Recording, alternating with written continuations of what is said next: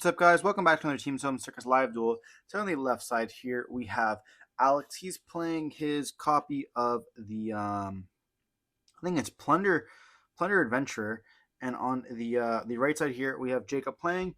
I believe it's Swordsoul with a little bit of different engines in it. You know, we are playing the Super Every Samurai stuff. Super Every Samurai stuff, as well as the Tennies, are able to get you into an easy Denglong. And Denglong is pretty crazy here. Just testing it out. We saw this at the WCQ as well. Before we dive in, don't forget to like, comment, subscribe. We're going to be seeing the Plunder players going to be starting off here with a special summon out of the Kashtira Fenrir. And then we're going to be seeing the Fenrir effect once you've activated here. Searching for a copy of Fenrir. This is going to be nice because we're also able to discard off of a bunch of the Plunder Patrol cards. But we're going to be seeing the Rite of Aramis here being activated here, something with that token, placing the Fateful Avenger onto the field. Then we're going to normal summon with the golden hair. You know, this is a very standard Plunder combo. You know, one of the best combos here. Going to be able to search for Fateful, or search for Draco back, and then search off the search for the Griffin, and then discarding the Draco back, and then they'll be able to equip the Draco back here. We're going to see the Griffin being summoned there as well. And then you're going to make the Almirage with the Golden Hair. Golden Hair, you'll discard the card they added off of the Fenrir, which is another copy of Fenrir. Push summon itself out, and then you can link it away and the Almirage to make the Blackbeard here. We're going to see the effect activate there. They're going to hit it with a Veiler.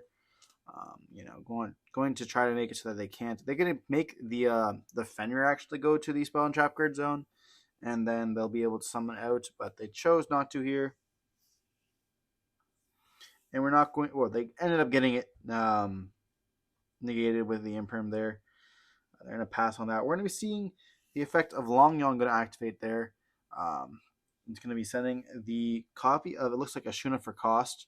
We're going to be negating it with the Griffin Rider here, and then we're going to be activating the Prodigy in the scale. And then we're going to be seeing them activate the effect of Bluebeard going into the Mark, or the Brawn actually, which is going to be able to banish the spell, because while it's in the spell and trapper zone, it is a spell there.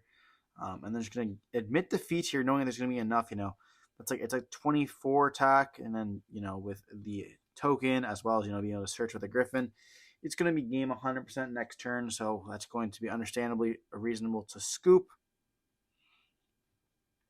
I think the deck is super cool, but the problem is it does just lose. Like going second, you end up taking out a lot of your going second cards, like we saw. Like the difference between my build as well as his is you do lose some of the cards. Like we were playing Ash, Veiler, Book of Moon, and stuff like that. They're on a bigger copy of the deck. I think they're not playing Desires. I'm not too sure. I only got to like view a little bit of the deck. It's cool, but the problem is then you end up losing consistency, right? You're adding the 3 Kashis, and then you're adding the Denglong Trap card. It ends up being a lot. It doesn't feel like a lot, but it is a lot when it comes to the great scheme of things. You know, you want to be able to see your Ecclesias and your Mogis and your good Tennies as well, and just being able to like open up some really good stuff. You know, opening up Blackout never hurts as well. It feels very nice opening Blackout, Mogi, Long Young, and stuff like that, and Emergence. But Denglong is still cool. You know, it is back, so people want to be playing it, understandably. So I thought it'd be cool to feature it in this match here. This is a little bit of a different deck, and as well as like Plunder still is a crazy deck as well. People always forget about that deck, it seems like.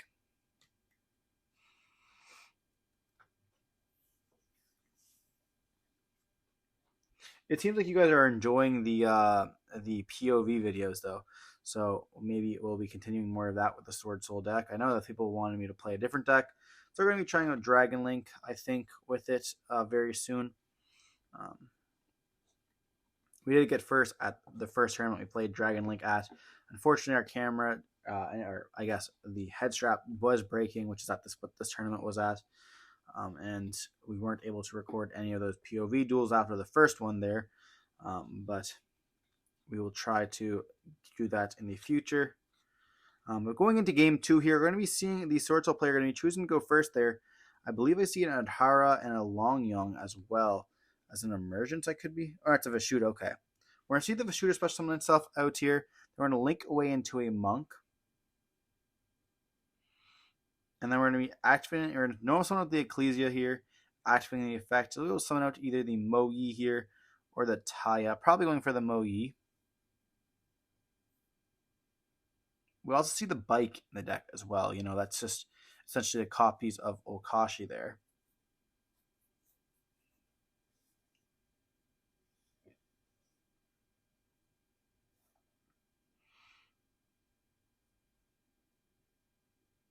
But thinking what they're going to summon off, I feel like you just have to summon out Mogi, activate the effect, reveal the Shatana in the hand, which does kind of suck, but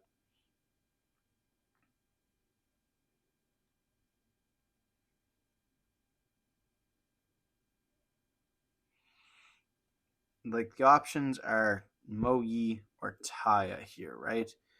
Summon out the Taya. They're going to activate the effect, banishing the Vishuddha. It's going to get negated with an Imperm there.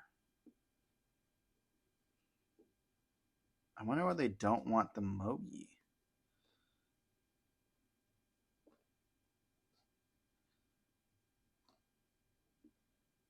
We're going to see a set 1 and pass here. They're going to flip up Anti-Spell. That's a pretty good one against the Plunder Patrol deck. You know, no Rite of Aramis here, no Field Spell. We're going to see them set 2, and we see that, you know, that Field Spell being one of the cards that they set. And they're just going to pass on this. Here we're going to be seeing them summon out the Shatana.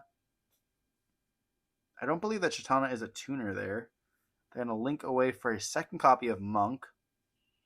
That will give them the access to activate the effect of Taya, banishing the Shatana there to summon out the token. And they will be able to synchro into a level 8 here. Going for the good old Shishao, so Shishao 1, Taya 2 here. Can dump any of the... dumping the Ashuna here makes sense. You know, you are playing without any spells, which is kind of interesting there. But we'll be able to see the OTK. You know, this is 48 so far here. But if they can search for the Long Yong, searching for Blackout, okay, that's not too bad. You know, being able to Blackout maybe during the standby phase, ripping those 2 cards. You know, their opponent wasn't able to do anything there.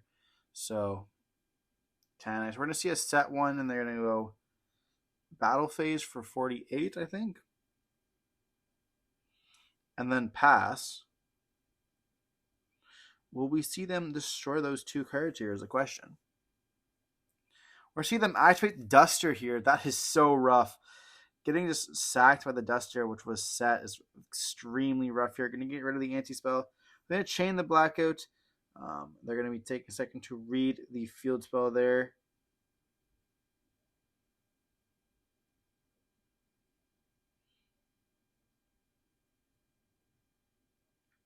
You know, we knew it is a Plunder field spell. You don't normally have to show your opponent this, but Alex and him are good buddies, so they're going to be just telling him what it does here, and they're going to be destroying it and and they're going to activate a second field spell as well here, discarding the Veiler, and that will let them, I think, search for a Plunder Patrol card. Searching for the Black Eyes. A pretty good card. You know, it's not Golden Hair, but do we have Golden Hair in hand? We do have another Plunder Patrol card, so it's going to be fine. We're going to be seeing a normal summon of a Bluebeard, I believe. Then we're going to be linking away for Almirage. Then we're going to activate the effect, discarding Nibiru and drawing a card here. We're going to activate the Black Eye, summoning back out the Bluebeard. Or something, yeah, it's going to add it back to hand, summoning out itself. This will let us get into the Blackbeard.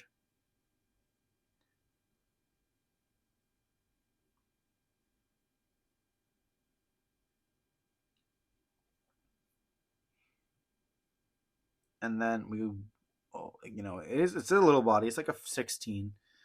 So it won't be able to attack anything except the Monk. They're going to activate the effect there. They're going to banish the Blackout here. And it's going to be able to summon out a token as well as negate the effect. And now we have only 2 cards left in hand. They will be able to activate the effect of the Blackbeard during their opponent's turn as well. But now we have a token here. So we're going to go battle phase, hit into the token there. Leaving the copy of Monk onto the field, which is going to be very good. We're going to see them activate the Ashana here, banishing it, going to be able to summon from the deck. probably the Adhara, I would believe. And I guess they could also go for Vishuddha here, which will allow them to banish in the graveyard. But at the same time, do you really want to give your opponent access to a dark monster? Going for the Adhara there. Now, stopping their opponent from summoning a dark could be pretty nice there. You know, Mork is a very crazy card. We're going to see the effect of Blackbeard going to activate here, and they're going to negate it with the Chiza. They're going to hit with the Chiza with a Veiler there, and then we'll be able to see them summon out and then draw, or I think it's search a card. I don't know. Something gets added from the deck. I know that because you can just ash the card, which is pretty crazy. We're going to see them summon out the Earthship here and draw a card, so it is a draw one.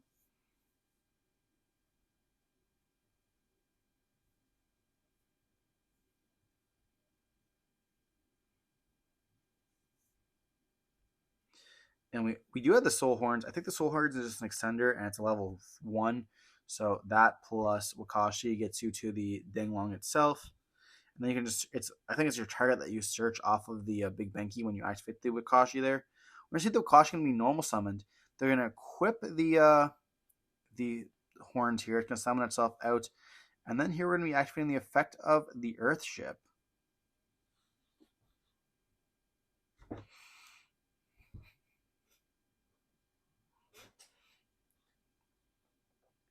Summoning out a Whitebeard here, as well as searching for the Golden here.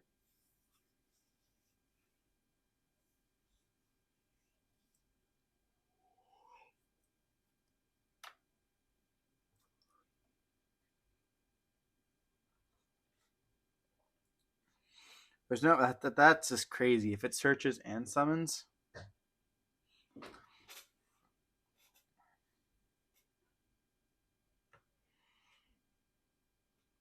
We're going to be seeing them. It looks like they're going to be sinking away here for the Danglong. And Wakashi can be put into the scales if they want. They can. I think they can chain block here. Or is Danglong? Yeah, it does activate. Okay. So it'll search for the counter trap. I believe that's the one they play. Unless it looks like there was a Fire Yang Zing in the deck there. Pillars is an insane card, you know, being an Omni Negate essentially. So searching for the pillars there. We did see the Fire Yang Zing. I don't know what synergy it has with the rest of the cards. I'm not too familiar with a lot of these Yang Zings. They're kind of before my time. But we're going to see the Danglong going to activate here. And that's going to... Is it summoned?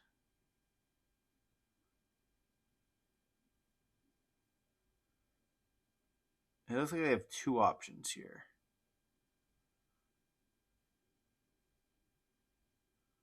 Gonna dump. Okay, so I'm gonna dump the Fire Yang Zing here.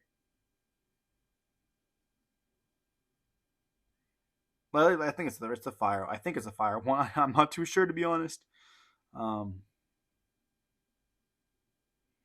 gonna be seeing them go. So it's obviously a dark type. Maybe it's not. And then we're gonna be seeing the mark. It's gonna be banishing the cheese out here, and then you're gonna be searching for the field spell. So that's gonna be the third field spell that's going to be in rotation there. And then they draw a card as well. Then we're going to be going for a Link 2 here. For a copy of Shaman. And then Danglong will activate here. Searching for the, or summoning out the other Pendulum Yang Zing. I remember this one from the Zephyr days. This will allow us to go into a Yazi here. Yazi being a crazy card. Some of these combos are pretty insane, to be honest.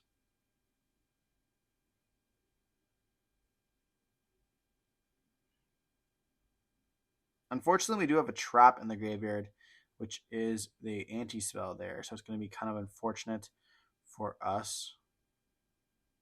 We can't activate the Wakashi there.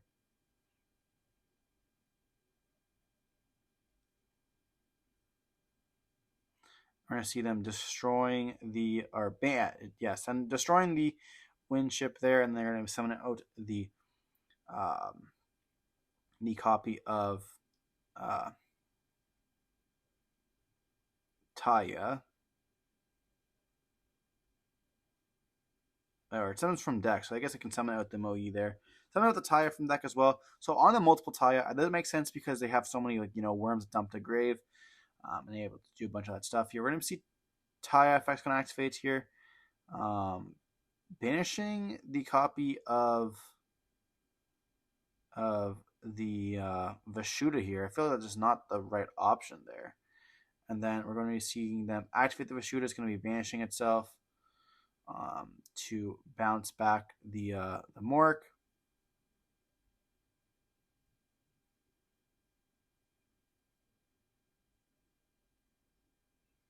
Then we're going, or that they're actually going to synchro summon into Baxia here. And then Baxia is going to be spinning back. Okay.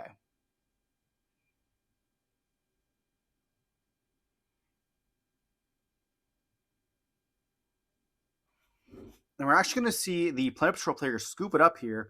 Losing that the Synchro Pile deck is too much for them. So going to be going on to the game 3 here. We did see a little bit of a interesting, banishing those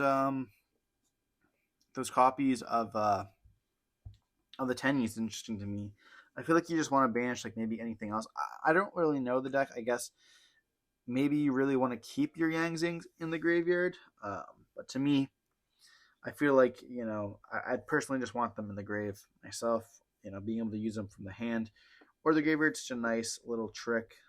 So nice to just be able to banish it from the graveyard and not have to add it back to the hand with the Howards and stuff like that for those continuation plays. Being able to activate in graveyard is so nice. A lot of the decks these days have graveyard effects or multiple effects of cards, like when it's sent to the grave, yada yada yada. We all know, like I always talk about, like the Albaz stuff all have 2 effects. Even punk cards, they all have like 2 effects when they're either used to stuff or the activation effects. It's pretty crazy, to be honest. I mean, when we look back at Imperm might always 2 effects. Negate the column if it's set and then use it from the hand. Just a lot of cards these days have like those double effects, which is pretty nice. I feel like it's actually like pretty standard these days, to be honest. But maybe not. You guys let me know what you guys think the first card that had 2 effects was in the TCG. Maybe way back in the day, we had like monsters. I forget. I think in Goat format there was probably one that floated. Sinister Serpent comes to mind. Maybe, I don't know. But moving back into the games here, that's what you guys came for. We're going to be seeing going on to game 3 here. We're going to see Plunder going to be able to choose to go first or second here. Probably going to go first. We're going to see a little bit of a break there. Someone being called out to go over there.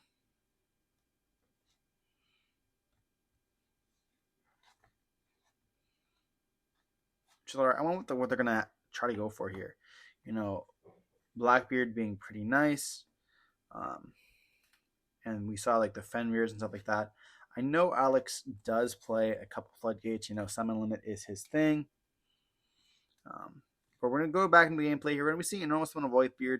Then we're going to be summoning out the Bluebeard there. They're going to be able to synchro summon into the Earth ship, and then you'll be able to discard what that is the Griffin here.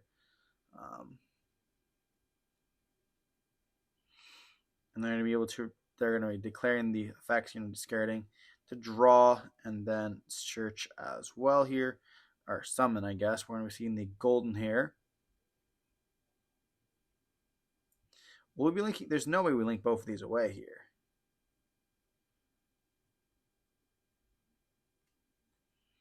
Then we see them activate the effects, trying to reborn it. It's going to get hit with a Veiler there, and then we're going to be seeing them link them away for the Blackbeard. It's going to be put back into the extra deck there.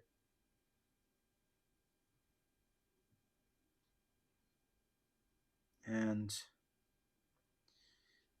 we'll be able to do anything. It looks like they drew a Kashtira off the card there. They're going to activate the Blackbeard, summoning out the Lisps here, which is going to be able to be a monster gate. They're going to draw, and I just saw the draw of summon limit, which is absolutely insane here for them. Having a negate. Lisp being able to summon out the Blackbeard as well. Being one of the best cards from the deck, being able to summon back out one of those monsters in the spell and trap card zone, as well as hold the negate. They're going to set one and pass here. They're going to draw for turn. We do see the emergence there. A little bit weird, having a spell when you have some of the plunder, or not plunder, some of the super heavy samurai stuff. We do see an ash as well here, so we're probably going to see in that Blackbeard effect when it can activate, going to get ash blossomed. We're going to see the Gadarla, a kaiju over that lisp here, which is super nice. They're going to special summon out Nadhara here. They're going to activate the Blackbeard. They're going to hit it with an Ash Blossom. And do we see the flip of summon limit here? We're going to see the effect of emergence activate here. Searching for a Taya, so it looks like Taya is going to be the #1 normal summon. We're going to see them activate Taya, or normal summon Taya, activate the effect, flip, or no effect, right? They can't, I keep forgetting with that. They're going to flip up the Tikaboo here. They're going to battle phase, they're going to be attacking with the Taya over the Blackbeard here. And they're going to draw for turn, drawing into Nibiru. Interesting that we choose to keep Nibiru in the deck while, being also able to search for the summon limit. I guess you want to see one or the other. And then we're going to be seeing them attack, going battle phase, attacking over the Taya as well as over the Adhara. I'm just going to pass on that there. And then we're going to see them activate here the Wakashi. And then it's going to summon itself out and then place the Pendulum Scale. And then we're going to summon the Earth Ship here. And so that both players have committed one summon here on both sides. They're going to be able to search for the and summon here. So that's going to be the second summon from the Plunder Patrol player on his opponent's turn here. We're going to activate the effect of the Big Benki, searching for the Soul Horns. And they're going to realize that we have nothing here. They can only special summon up the Soul Horns. That's not going to be able to do anything. They can wall up. But they're going to be down on 0 cards here. And they can see that their opponent just has complete control over the game with those Plunder cards. Hope you guys enjoyed the video. Don't forget to like, comment, subscribe. Want to see some more commentary like this or do like this? Let me know down in the comment section below. Don't forget to stay safe. Peace. See you in the next one.